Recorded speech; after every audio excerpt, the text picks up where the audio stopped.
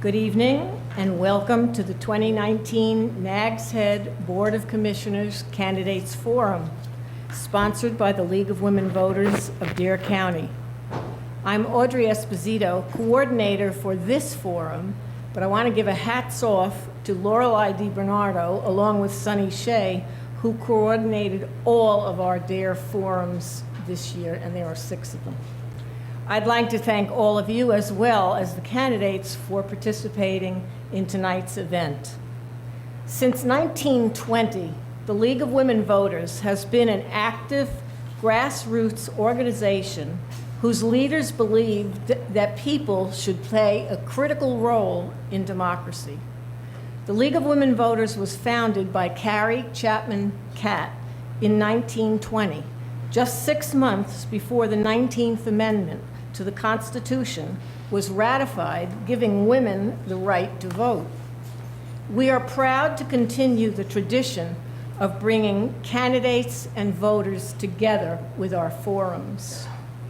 Throughout the years, the League has continued its dual purposes of education and advocacy, engaging in studies on representative government, international relations, natural resources, and social policy. Our history of advocacy goes back to the beginning, and we in Dare County will be celebrating, along with leagues across the country, our 100th anniversary in 2020. And there will be a series of events that we are planning here in Dare County throughout the year: lectures, movies, social fun, panel discussions, and we really would invite you all to attend, learn more about the League and what we do, and learn more of what's going on with our democracy. I would now like to introduce the moderator for this evening, Tony DiBernardo.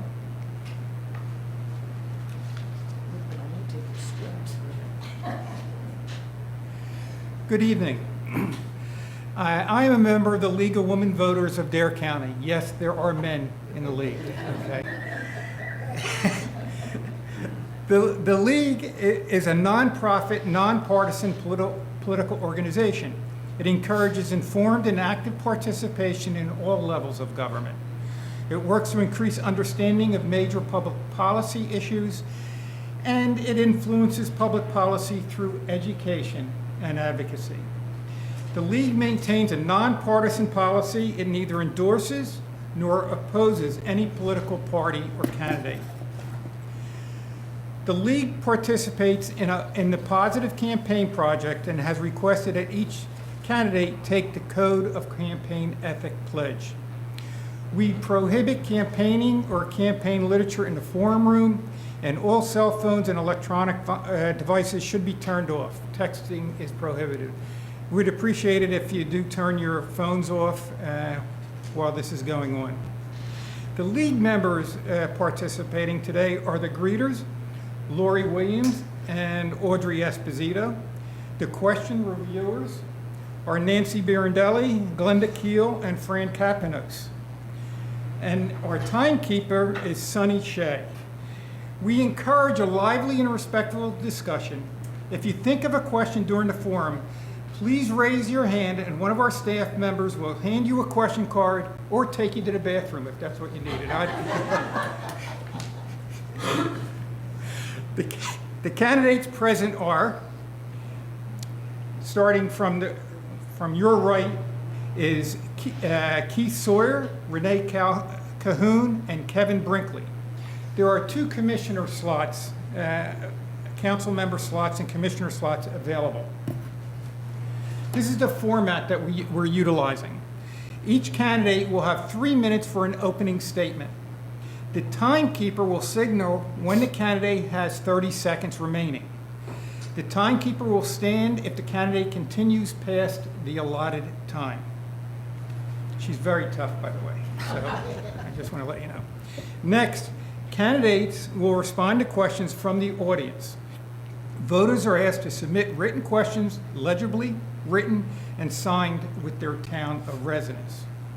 League reviewers will review the questions for clarity, relevance, and to avoid duplication. We believe this procedure affords the greatest variety of subjects to be covered in the allotted time. Questioners will be asked to step to the podium and read their question as written without further comment. The questioner will then be seated and the moderator will continue. I will be calling a second person up at that time, and we put them in a seat back here, so that way we have a quicker flow as one finishes, and then I'll always try to have one person in the chair behind me. The League advocates positive campaign practices and reserves the right to admit any question that is viewed as a personal attack or unrelated to campaign issues. Questions can be addressed to a specific candidate or all the candidates.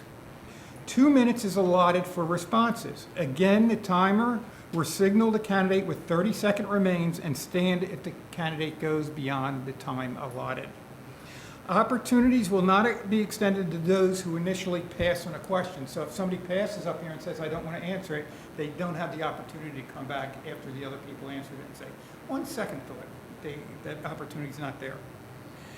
Finally, each candidate is entitled to a 2-minute closing statement. Before we started, the candidates drew numbers to establish the order of opening statements. And at the closing statement, what we'll do is reverse that order, except for number 2. Number 2 stuck at number 2. So the opening statement, the order is, it'll be Keith Sawyer, Renee Calhoun, and Kevin Brinkley in that order. So at this point, Mr. Sawyer, you can begin your opening statement. Thank you. Thank you, everybody, for coming out this evening. Look forward to talking to each and every one of you at a later time and date. I'd like to say a little bit about myself. My full name is Algan Keith Sawyer, and I go by Keith. I was born and raised and went to school in Columbia, North Carolina, along the Scuppernong River, Albemarle Sound, so waters have been in my life the whole time. My education is Columbia, Frederick Military Academy, Bertie Academy, COA, East Carolina University, NC State, and also General Motors University and Crawford University. I have a vast variety of experience from both the automotive industry, property and casualty, handling claims, and as far as being also a certified EMT for 16 years for Washington County. And that was on a volunteer basis. I was married for roughly 26 years, and my daughter passed away, and I went through a divorce, and at present time, I'm single, and I have a lovely fiance that we've been living together for the past 12 years, and we have our own business here in the Outer Banks, Nags Head. It's an owner services business, and we try to look out for our homeowners and for the citizens and the safety of Nags Head. Someone asked me here a couple of weeks ago, why did I want to run for Nags Head commissioner seat? I want to represent my community. I want to serve my community in which I live, work, and I enjoy retirement in. I want to look out for the safety and the well-being of our citizens and our community in which we're a part of. We have to also educate, and I'd like to see us get back, the town of Nags Head, get back to its focal point for family and related issues of family. It's not just a tourist attraction here. There's families that live, grow up, and entertain life here, and that's what I'm about. I'm here to represent my community in a very positive and thoughtful and safety way. Thank you.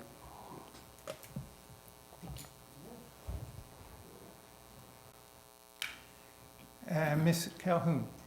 Good evening. My name is Renee Cahoon, and I'm running to be your Nags Head Town Commissioner. Thank you to all that came out this evening, to you at home that are listening and watching, and to each of you that will be watching at a later time. I would also like to thank the League of Women Voters for hosting this and all the other forums. You provide a valuable service for all of us by promoting open government through informing the public. I'm running to have the opportunity to continue to serve my community. My passion even now is to work hard to make our town better and a good place to live and work. I have been part of a family-owned business in Nags Head for 58 years, and it's now going to another generation, which I'm very happy about. Although I intend to continue to work, it's nice to see another generation that wants to carry on the family legacy. Our town is facing many challenges: climate change, stormwater issues, more and more harsh hurricanes. So we have a lot to work on, and only by working together to strive to find better solutions can we meet these challenges. We have lots of projects in the works, and I would like to continue to have the opportunity to work on those projects. I see former Mayor Edwards out this evening. Good evening, Mayor. We started, even when Mayor Edwards was there, to work on stormwater projects. We're continuing to do those. Through some of the issues I mentioned before with climate change and storms, we are facing a lot of challenges on this barrier island to try to figure out how to deal with our stormwater. I look forward to answering your questions this evening and hope that you participate in your government. Thank you. Mr. Brinkley. Thank you. Good evening. My name is Kevin Brinkley, and I'm a candidate for Nags Head Commissioner. Just like Mr. Sawyer and Ms. Cahoon, I love Nags Head, and this town has been a part of my life for many years. My family is from Currituck County, and that is where we lived when I was born, but we soon moved to Manteo, and that's where I was raised. In the late 1970s, my grandmother opened a ladies' clothing store in Nags Head by the movie theater on the beach road. And I remember spending my summer days there hanging out while my mother was at work. In the early 80s, Outer Banks Mall opened, and they relocated their shop there. With an arcade and food court, my brother and I had plenty to keep us busy while my mother worked. Just prior to my 14th birthday, I got my first job, and of course, it was in Nags Head. I bussed tables and later waited tables at night for the Bobby family at the Tell the Well restaurant. During the day, I rented jet skis at the old Fin and Feather Motel on the Causeway, and later at the Dock restaurant. Coming from a family of law enforcement officers, I knew what I wanted my career to be, and I knew where I wanted it to be, Nags Head. In 1990, I applied for a police officer position with the Town of Nags Head Police Department and was fortunate enough to be offered a position. I was sent to the Coastal Plains Law Enforcement Training Center in Wilson, North Carolina, and after graduation, I returned to Nags Head as their newest police officer. I had the honor and privilege to serve this great community for 28 years, with the last 9 years as your police chief. I retired last year, and though I am enjoying retirement, I miss working with and for the people of Nags Head as we continue to make this a fantastic place to live, work, and visit. I'm a lifelong public servant and would like to continue doing this as your commissioner. I ask for your support and vote on November 5th. Thank you. Thank you very much. We're going to begin the question section at this point. And I do encourage anybody sitting in the audience to write any question that you want and submit it up here. It's an opportunity at this point to ask questions that you've always thought in the back of your mind and you never brought them forth. Now you can bring them forth, okay? Okay, Ms. Courtney Gallup, would you please come up? You'll be the first.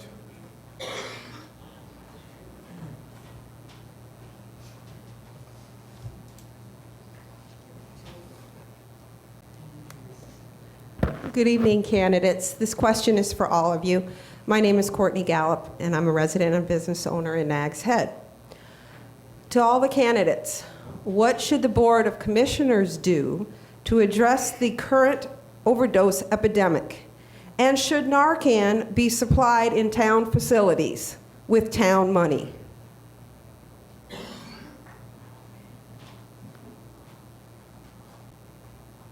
Okay.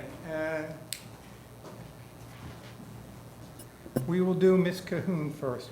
Thank you, Courtney, for your question. I think we as a community have a drug problem. I think we need to work vigilantly with our police departments and our social services departments to try to fight the epidemic. I think we need to make sure that we provide the resources necessary to our community law enforcement on every level to give them the tools they need to stop and try to fight the drug epidemic. Do I think we need to provide Narcan? Yes, I do. I think while it's a touchy subject, I do believe that the opportunity to save a life is worth the life. Thank you. Mr. Sawyer? I appreciate the question. The question of should we support that? Yes, we should. Our social services should be directly involved, as well as our police department, our EMS.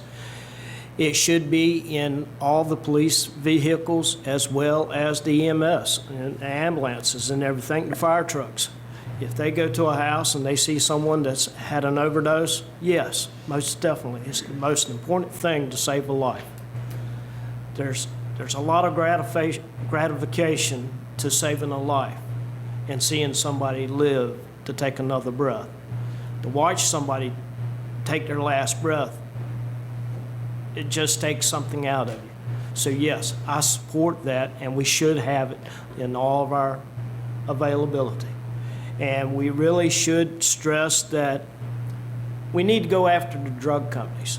There needs to be more support that it's an overused item of medication, and somebody needs to get a handle on it. The drug companies are getting away with unseen amounts of funds, and they should be able to fund the funds to us and to the local communities to support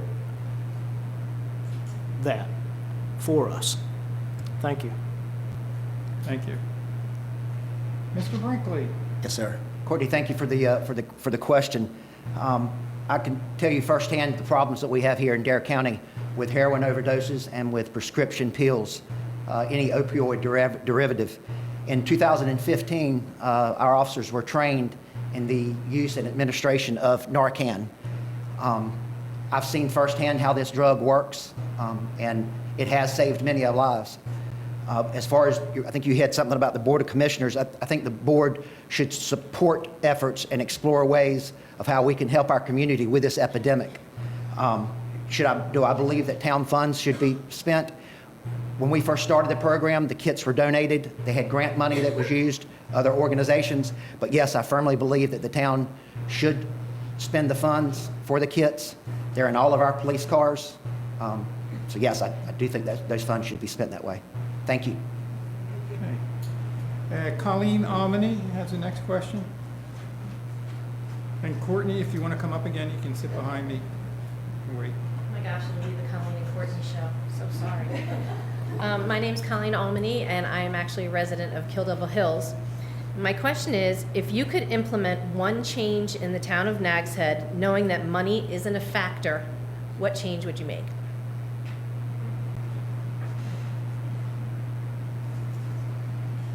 Hey, this time, Mr. Sawyer, you can go first. Would you repeat that question one more time for me, please?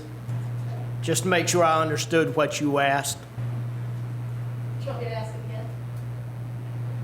It says, if you could implement one change in Nags Head, knowing that money wouldn't be a factor, what would you do?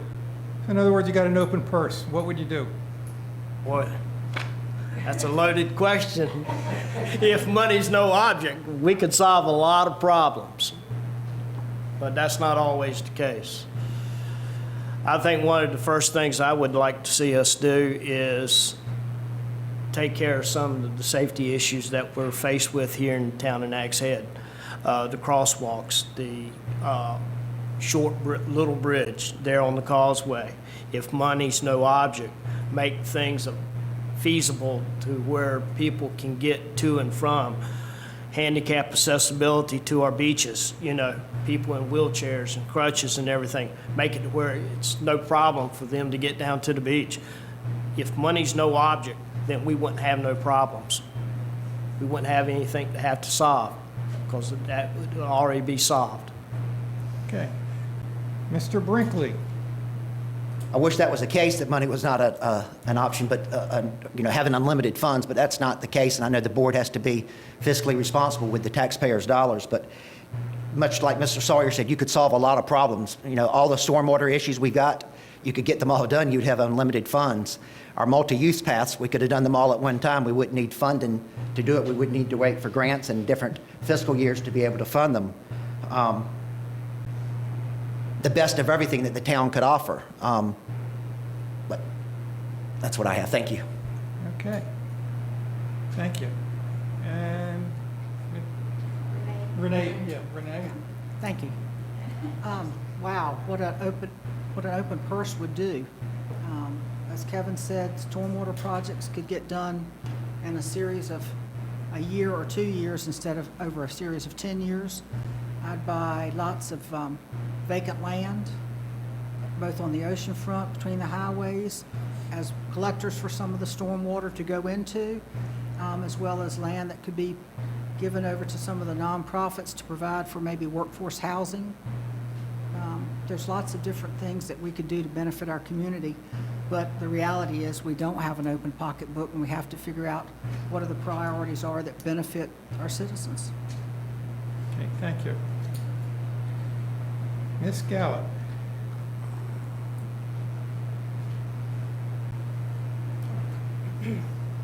To all the candidates, what is each of your visions for the totality of the Soundside event site? And does your vision include the Pamlico Jack site?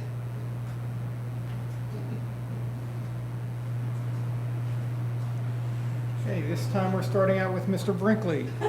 Courtney, thank you for the question.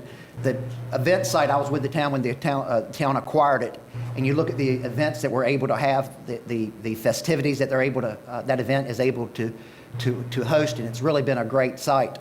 Since I've left the town, I know that they've acquired additional properties and have plans, I've read in the news, to expand and do other things.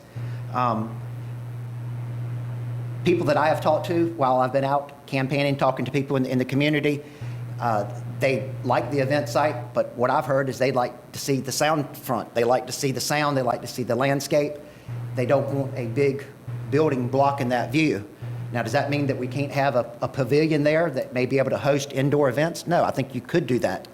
But what's important is the people that I've talked to, and again, it's something that where you preserve the landscape the way it is.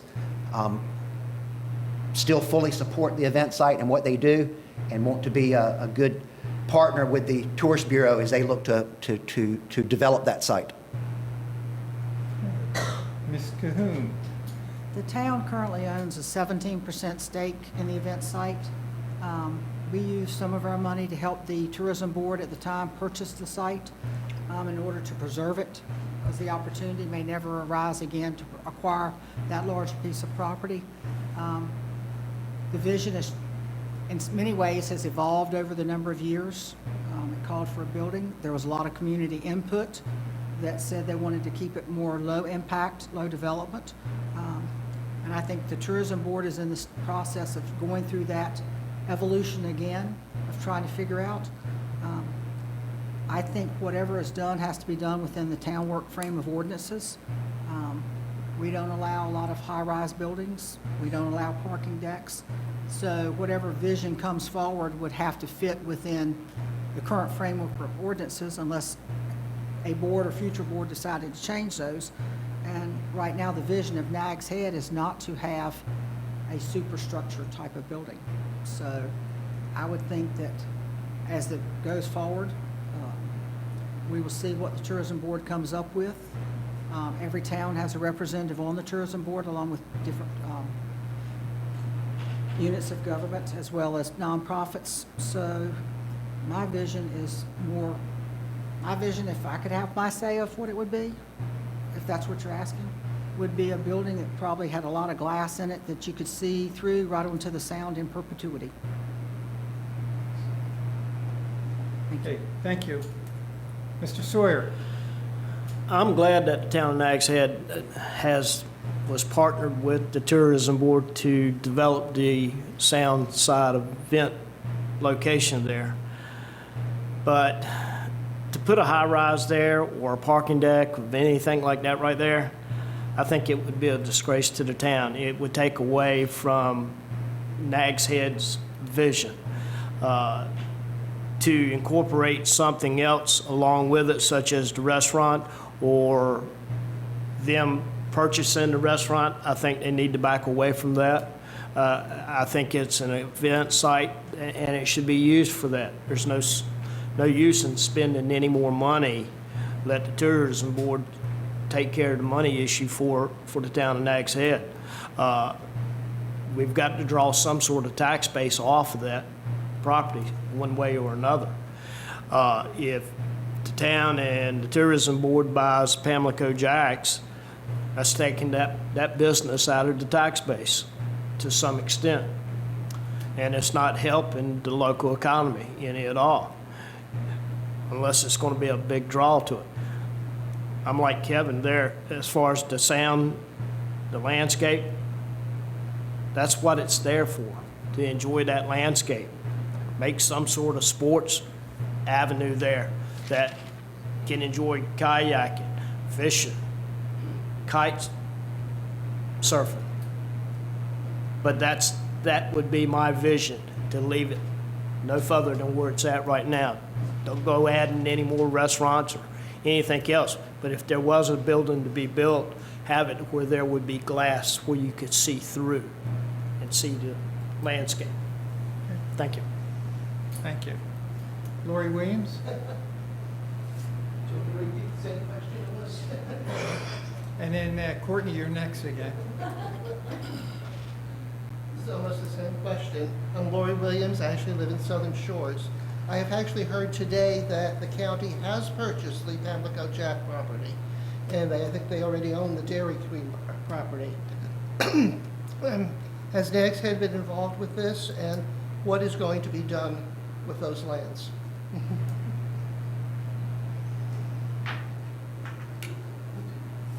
Ms. Cahoon, you're first. Well, that would be news to me, and for those of you that are under the impression that Nags Head is involved in this process, we're not. We're a 17% partner, as I said earlier. Any money that would be expended for any other properties, including the Dairy Queen, has been expended by the Tourism Board. That they do not have to come to the town of Nags Head to make purchases, because we're not a partner in this venture. Our only partnership was helping to preserve the land to begin with. But we are not involved in any of the future purchases or current purchases. If they purchased Pamlico Jacks by now, I'd be really shocked, because they have only just started their process of what they're trying to do through their consultants and the members of a steering committee to get input to decide whether to go forward. So I can't speak to any purchases because I don't know anything about it, and the town of Nags Head is not involved in any of those purchases. Thank you. Mr. Brinkley? Thank you for your question. I know that the town, just like Ms. Cahoon said, that we were a partner with the Tourist Bureau when it was originally purchased. After that, the town has been a partner, but any other purchases of any other land, the Dairy Queen, the town was not involved in. I hadn't heard about the Pamlico Jacks, if that is truly happened. I know that I read it on the news that what they have done, that they had done a study about several different phases, that different construction options, and one of them was acquiring the Pamlico Jacks. But beyond that, I'm not sure. Mr. Sawyer? I'm pretty much in the dark about that issue, other than what I read in the paper that the tourism board wanted to purchase Pamlico Jacks, but I hadn't heard anything through the grapevine or seen anything in black and white that said that they had purchased it. And there was studies that the tourism board was in line to do, and whether or not they have completed it with any public notices or public hearings being held in regards to that fact, I have no knowledge of. Okay. And we'll go into the next question, Ms. Gallup.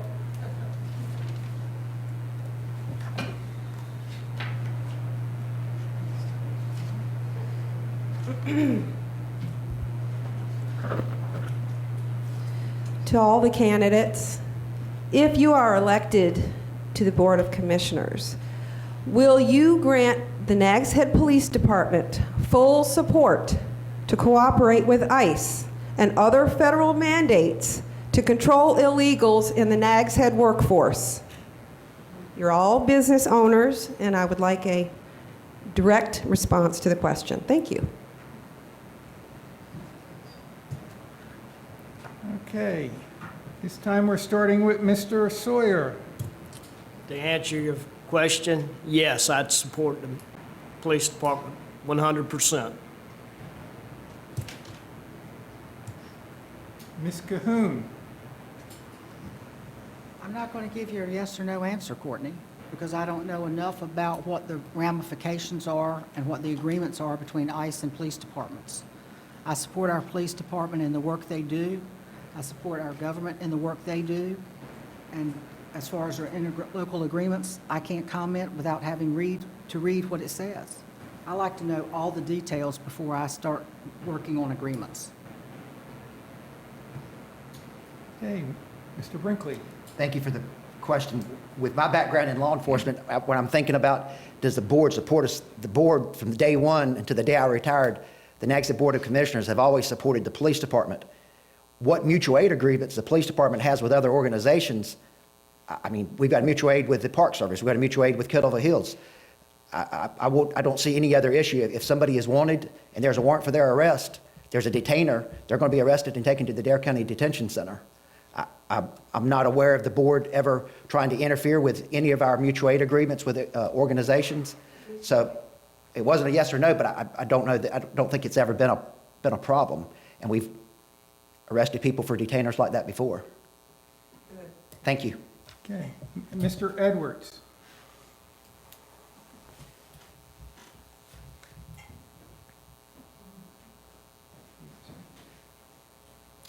How y'all this evening? Good evening. Good evening, Mayor. Had to get away from this hypothetical down to some real work. We left some business undone when I left here, and I just wanted to ask you a question about it. Do you propose to continue funding the multi-use path along 168? And if so, what sequence of construction would you propose to do?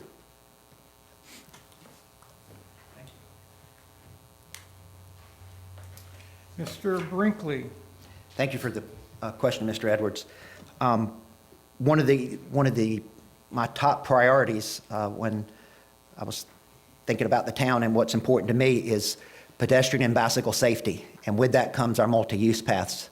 So yes, I would want to continue our multi-use path. I know that there was been an issue or a question about how we go from Hollowell Street around Jockey's Ridge. Having not been on the board and been involved in any discussions, I'm not sure where they're at with that process, but I do know that they have, I believe it's funded for this coming fiscal year, that they're going to continue the bike path somewhere south of that area, south of Jockey's Ridge, if I remember correctly. But I'm a full supporter in continuing on multi-use paths. We've got to do something to keep people safe. And along with that comes the Little Bridge. The Little Bridge is a nightmare, and I know that members of the current board are working diligently to try to do something with that and with DOT. Thank you for your question. Mr. Sawyer. Yes, I would agree that we should continue on with our multi-use paths, and we should also increase other areas of safety for our residents and our tourists that are here. And multi-use paths, it is a very touchy situation to some extent in some of the areas where you're having to deal with, especially there at the Little Bridge, the multi-use paths with that bridge and crossing the road is a nightmare, you know. And yes, we do need to continue on with those projects and the funding of those projects. Okay. Ms. Cahoon. Thank you, Mayor. The answer to your question, yes, we are continuing. I was here when we built the first multi-use path in South Nags Head, and everybody said it couldn't be done. Everybody was complaining about how many driveway cuts and different things, but currently, to be specific, we have in this current year budget a multi-use path that will start from the post office and go towards the Outer Banks Mall. Then another phase will go from the mall down to the event site and Gull Street, where we have a crossover with a stoplight over to the Beach Road. But yes, the current plans and the current funding call for continuing on. And my vision has never changed, which was to have a multi-use path go from bridge to bridge as you entered Dare County and as you left Dare County. It just takes a long time to do it and a lot of money. But we've been fortunate through a series of grants over the years and putting in place a dedicated tax stream for parks and paths. We just got through with Dowdy Park working on those, and this year's project is the multi-use path. So yes, it is to continue forward, and my hope is to fund it every year as we go forward. Okay. This was a question submitted that asked me to read it. No. What are your ideas for addressing sea level rise? And we will start with Ms. Cahoon. That's quite a big subject. Most people, when I think of sea level rise in our area, I don't think of the ocean front, because that's not the first place that we're seeing it. We're seeing it on our estuarine shoreline, and for those that don't believe there's sea level rise, whether it's subsidence, we are observing it. Our estuarine shoreline is either subsiding or sea level rise is rising, whatever you want to call it. But I think we have to change the way we have infrastructure. I think when we do infrastructure, we have to think 100-year projects, not 5-year projects or 10-year projects. I think as we work through our zoning and building, we have to build up. I don't think we should be allowing necessarily ground floor enclosures and so forth. We should be encouraging people to build higher up. With that, if we're going to continue to live on this barrier island, we have to think that we're just not going to be able to build right up to the edge of the water. So I think we have to do that. I think we also have to look at pretty much probably at some point change our septic systems. We're a community that doesn't have central sewage. We have septic systems, and we're going to have to start looking at innovative technologies to encourage people to replace septic systems, because quite frankly, our groundwater is also rising. We see that with the amount of flooding that is occurring in our communities. Thank you. Okay. Mr. Sawyer.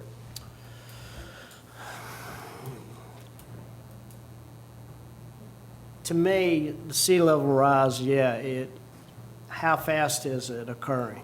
It's a timing factor.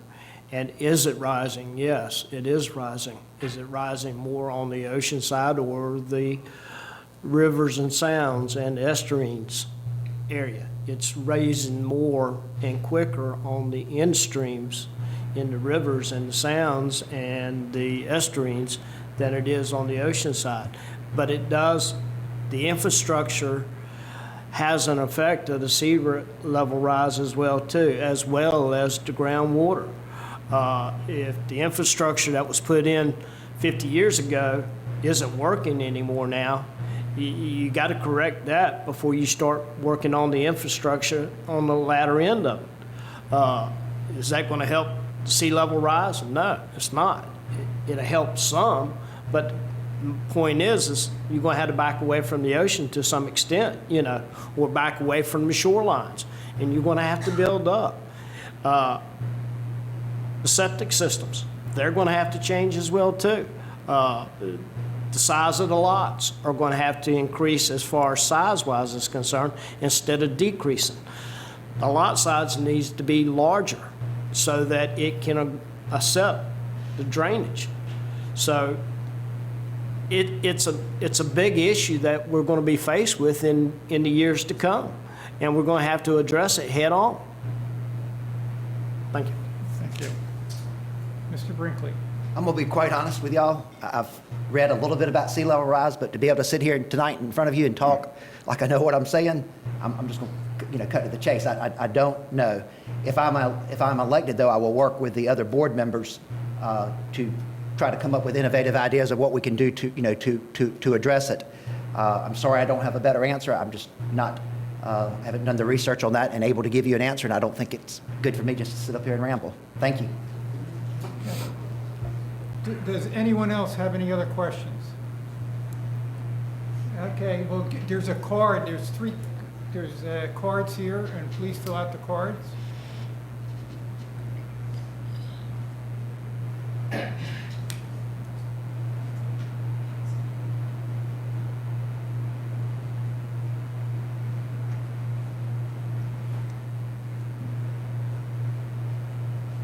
While we're waiting, I would break out into song, but I think we would empty the room very quickly.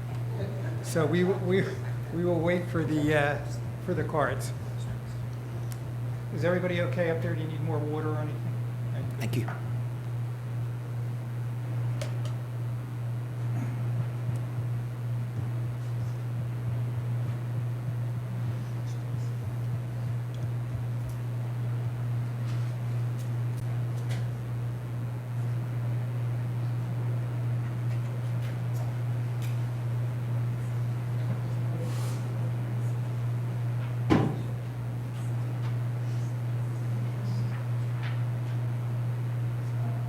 Coquetta, yes.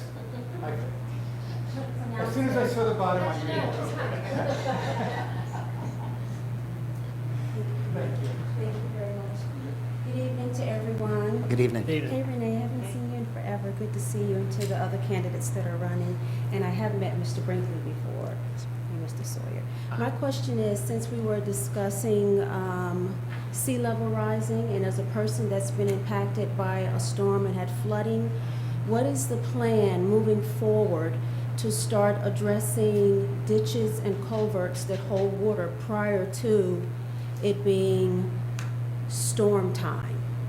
I mean, what are we doing to move forward with areas that are prone to flooding all the time, year after year after year? When are we going to start moving forward with addressing it, like in the spring, when it's dry, as opposed to trying to address it now? Thank you.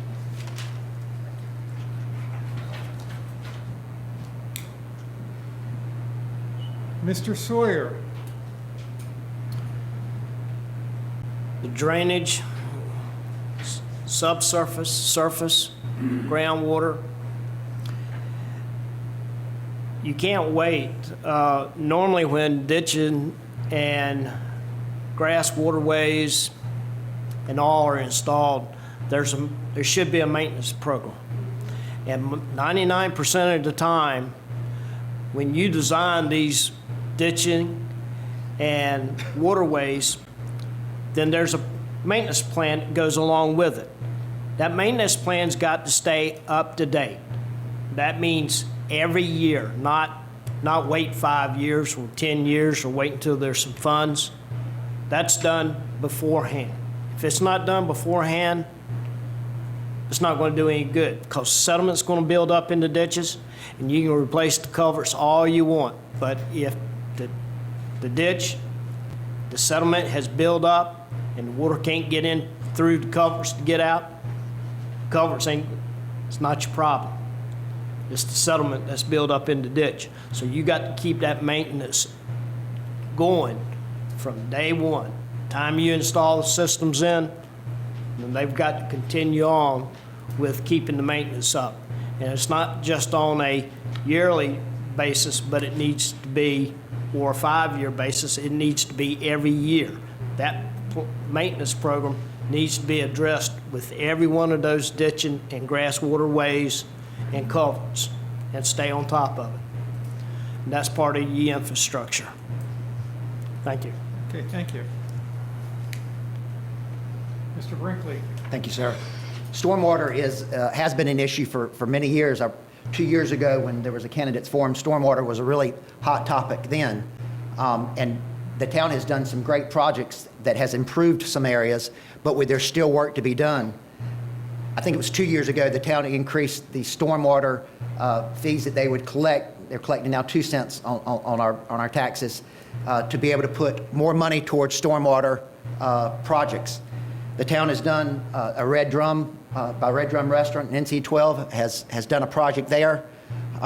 They've also done NC12 by the Village, right out here in front, and has also completed a project in Nags Head Acres. So I think that the town is doing the projects. It's like Ms. Cahoon said earlier, if you had an unlimited budget, you could do them all over a couple of years, but it's going to take time. I think the town is trying to play catch-up now for all the years that maybe that the projects were not done. Being proactive in the cleaning, the lady that asked the question talked about doing something in the springtime. We don't need to wait until hurricane season before we make sure our ditches and culverts are cleaned. And I believe that the current board funded a position for stormwater maintenance in this budget that was just passed. I think the town is doing that now and doing a better job. But we haven't solved all the problems yet. There's still work to be done. But anyway, I agree with you, and it's got to be proactive. You got to be able to do it all throughout the year, not just before a storm. Thank you. Ms. Cahoon. Thank you. You're right, maintenance needs to be done, well, maintenance needs to be done all year round. It doesn't need to be before hurricane season because that lasts for 6 months of the year, but it needs to be done all year round. In the last budget, we bought a new culvert cleaner so we can go in and start cleaning out culverts on a regular basis and not depend on DOT's culvert cleaner or anybody else's, but to have our own. So we're doing that on a regular basis. We did replace piping at the Red Drum, and we've also been connecting stormwater systems as much as the state will let us because of the amount of runoff, because we're having to use their systems. The ditches along 158 and NC 12 belong to the state of North Carolina DOT, but we're forming agreements with them to go in and loop those systems as much as we can, because one neighborhood may drain better than the other, so we've been going along both Memorial, Wrightsville, 158, putting our stormwater systems in place so that we'll loop to the areas where we can get them out to the ocean through our outfalls. We have about 4 outfalls in the town of Nags Head, from one end of the town to the other. So we are working to do that. We have on the plan when DOT, if they get the money to replace 158, as they were supposed to do this fall, and they've now put it off for a while. But we are in the process of working with them to fund culvert replacements underneath that road so that west side neighborhoods drain back and forth to where they need to go to get rid of them out of our systems. But maintenance is a big one, but we've been buying equipment like culvert cleaners and other pieces to go in and clean out the ditches and try to keep things safe. The other thing I would encourage people to do is leave their swales alone. Everybody wants to have a really nice yard that goes all the way to the street. Leave the swale there. It's part of the stormwater system. It helps drain your neighborhood and your own property. So please leave the infrastructure that's there in place. Thank you. Mr. Burback.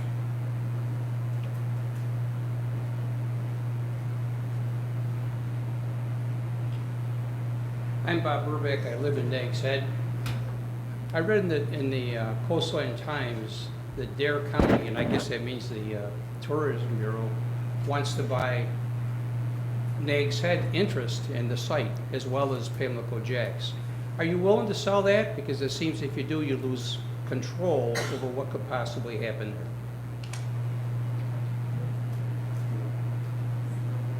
there. This for all candidates. Mr. Brinkley, you drew the short straws. Yeah, absolutely. Thank you for your question, sir. It's my understanding that the town has offered to, for the Tourist Bureau to buy out their part. That's just what I've heard, whether or not that's true or not. If that does happen, I don't think we own such a small percentage. I don't think that that's going to take us out of making decisions of what can go there. Anything that they build there still has to go in with our zoning ordinances and our planning. So I'm not uncomfortable with, if I was on the board, I wouldn't be uncomfortable with getting reimbursed for our 15 or 17% that we invested initially. And I still believe that we would have control over what can be built. When I say control, we can, through our zoning ordinances, can see what goes there. Thank you. Ms. Cahoon.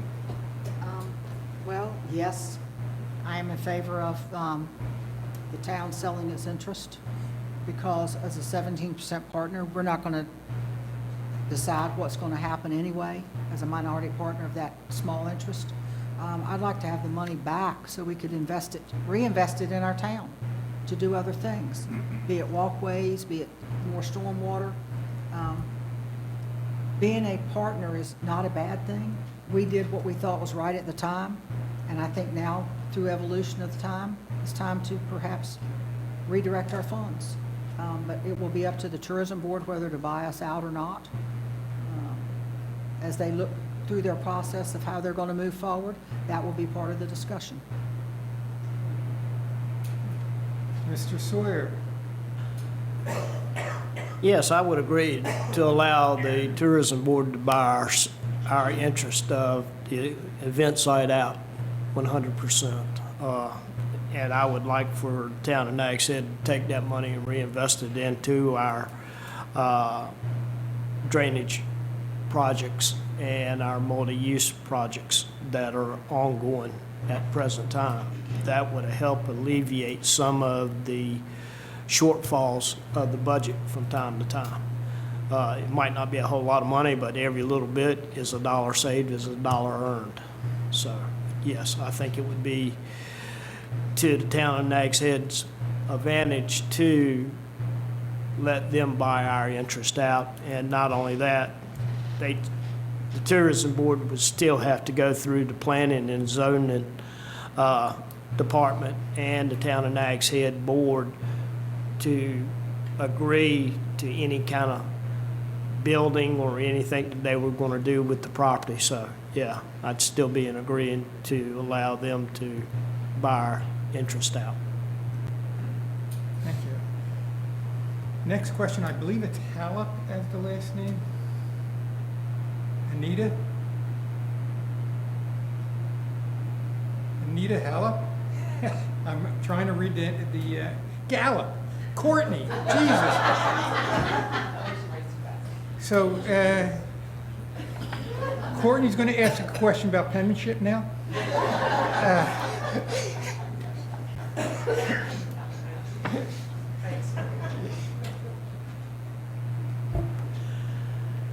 This question is to all the candidates.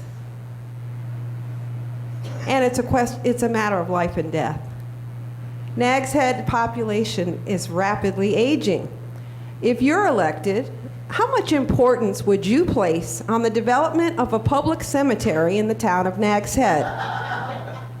That's an infrastructure question.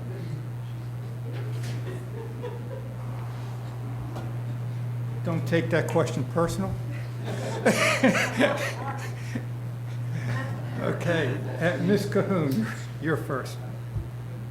That's not a new concept to Nags Head. It's one that we've looked at over the course of years. We've looked at it on town-owned property. We've looked at what the pros and cons are of it. And at the time, we did not feel that it was in the town's best interest to expend our money that way. We felt we had a lot of other pressing issues on it. Do I agree we have an aging population? Yes, I'm one of them. So, but no, I don't, right now, I do not see it as one of our higher priorities. Okay, Mr. Brinkley. Thank you for your question, and I didn't know where you were going with it, but I haven't heard that before, that the town had considered it. Again, I think it would be something, do our residents want it? If during my campaign, I haven't heard anybody mention it to me, but that's not saying that it's, that it's not out there. But if it's something that, the citizens want, I think the town did explore it that one time, and it was not feasible at that point in time, but I don't think it's something that couldn't be brought up in the future. And if funds are available and it's higher up on the priority list, it could be done. Thank you. Mr. Sawyer. Yes, I am one of those that are in the aging population there, Outside of that, I really don't have no comment on it at this time. Okay. Next question is Damien.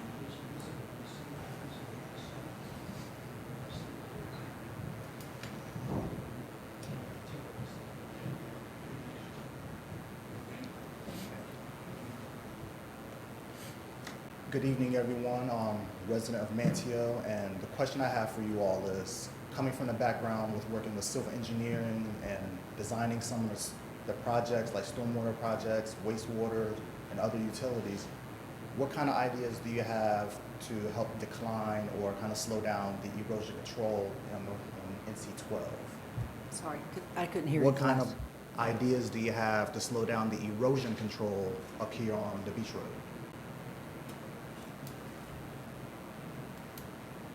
You have any plans, any thoughts? Okay. The question was about erosion on NC 12. Mr. Sawyer, you're first this time. There, I'm going to decline to answer Okay. at this time. Ms. Cahoon? I'm not sure about the erosion on NC 12 and Nags Head. We have places where it breaches at times with ocean overwash, but we have not breached the road that I'm aware of.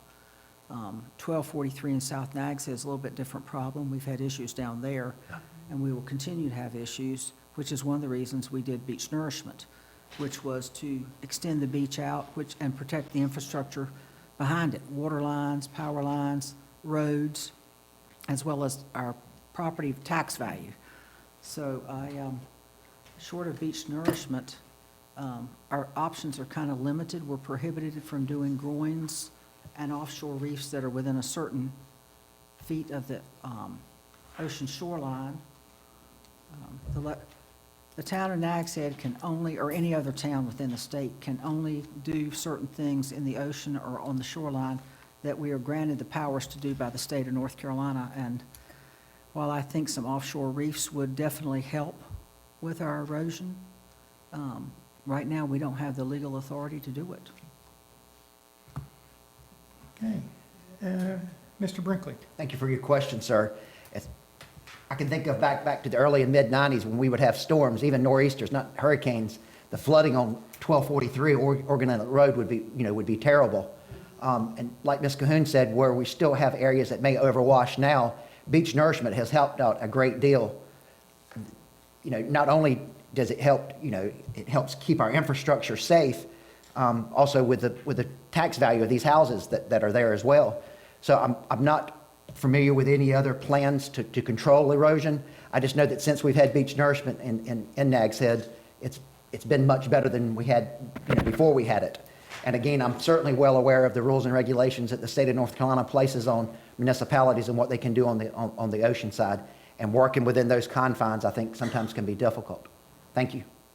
Thank you. That concludes the questions we have up here. Unless any of the employees want to ask about raises. We will now go to the closing remarks, candidates' closing remarks. And Mr. Brinkley, I believe you go first. Yes, sir. Thank you so much. I just want to thank everyone for coming out tonight. I've enjoyed answering your questions. I would like to also thank the League for hosting this event. When I was asked early on in my campaign, why are you running? You just retired. You're jumping out of the frying pan into the fire. Can't tell you the number of times that I've been asked that. Working at the town of Nags Head was an honor and a privilege.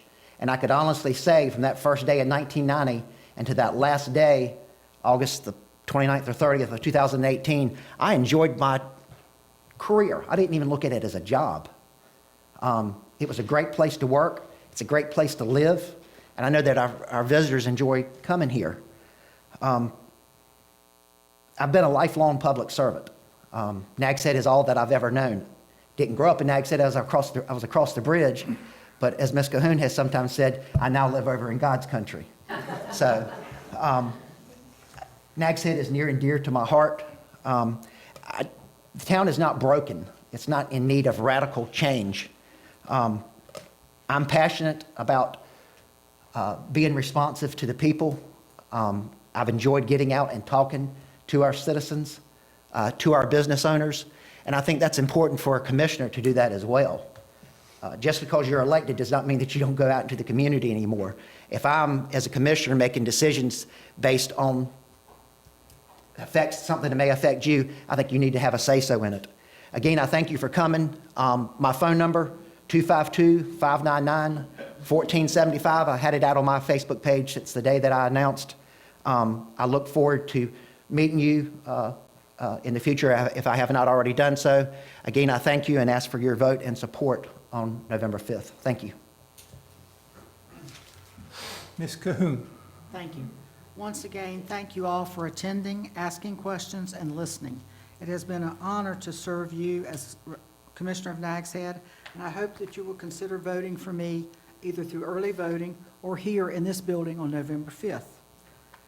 My hope is to represent all of our citizens and do the best job that I can, working with you, the citizens, and the other board members to move our town forward, to meet our issues and challenges head-on is my goal.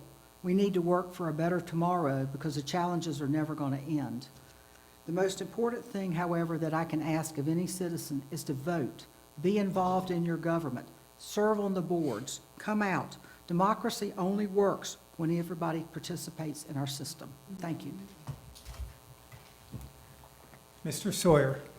I'd like to take the opportunity to thank each and every one that came out tonight. I'd like to thank the League of Women Voters for initiating this evening.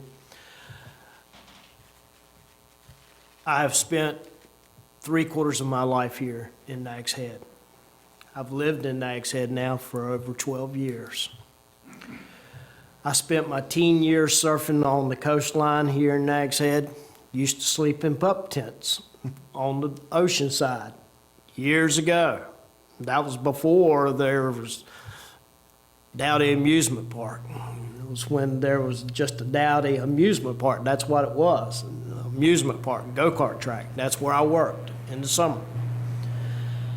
I'm passionate about the town of Nags Head. I have served on the Nags Head Beach Nourishment Committee twice, both in 2011, 2018.